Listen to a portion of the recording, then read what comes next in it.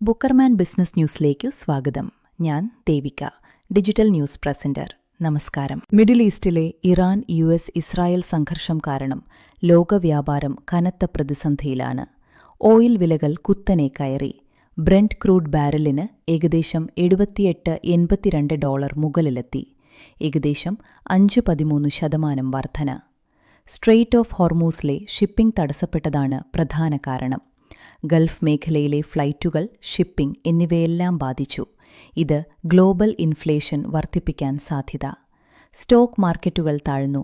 എണ്ണയുമായി ബന്ധപ്പെട്ട രാജ്യങ്ങളിലെ ബിസിനസ് മോഡലുകൾ, ദുബായ് ഉൾപ്പെടെ പ്രതിസന്ധിയിൽ. ഇന്ത്യൻ ബിസിനസ് അപ്ഡേറ്റുകൾ.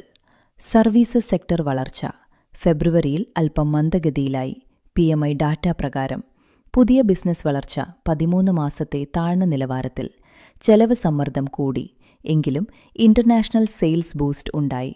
മൊത്തത്തിൽ മാനുഫാക്ചറിംഗ്, MSMEകൾക്ക് യൂണിയൻ ബജറ്റ് 2026 പിന്തുണ നൽകി. SME fund, rare earth processing തുടങ്ങിയവ. ട്രംപ് താരിഫ് നയം, ഗ്ലോബൽ ട്രേഡ് എന്നിവയെക്കുറിച്ചുള്ള ചർച്ചകൾ തുടരുന്നു. കേരളം ബിസിനസ് അപ്ഡേറ്റുകൾ. ഗൾഫ് സംഘർഷം കാരണം പച്ചക്കറി, പഴം എക്സ്പോർട്ട് നിന്നു. റമദാൻ സീസണിൽ വലിയ നഷ്ടം. ബജറ്റിൽ ടൂറിസത്തിന് 413.52 കോടി രൂപ അനുവദിച്ചു. ബ്ലൂ ഗ്രീൻ സർക്യൂട്ട്, ഹെലിപോർട്ട് പദ്ധതികൾ ഉൾപ്പെടെ. IT and startup. Kerala IT policy 2026 launch ചെയ്തു. AI, ക്വാണ്ടം, സ്പേസ് ടെക് എന്നിവയിൽ ഫോക്കസ്. IT എക്സ്പോർട്ടിൽ 10% ഷെയർ ലക്ഷ്യം. 5 ലക്ഷം ജോബുകൾ. പ്രൈവറ്റ് IT പാർക്കുകൾക്ക് അവസരം. കേന്ദ്രത്തിൽ നിന്ന് 360 കോടി സാസി സ്കീമിന് കീഴിൽ ലഭിച്ചു.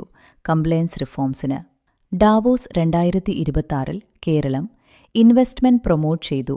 റിന്യൂവബിൾ എനർജി ഉൾപ്പെടെ $14 ബില്യൺ ടാർഗറ്റ്. കൂടുതൽ അപ്ഡേറ്റുകളുമായി ബുക്കർമാൻ ബിസിനസ് ന്യൂസ് സബ്സ്ക്രൈബ് ചെയ്താൽ അപ്ഡേറ്റ് ആകാം. വീണ്ടും നാളെ രാവിലെ 7:30. Have a nice day.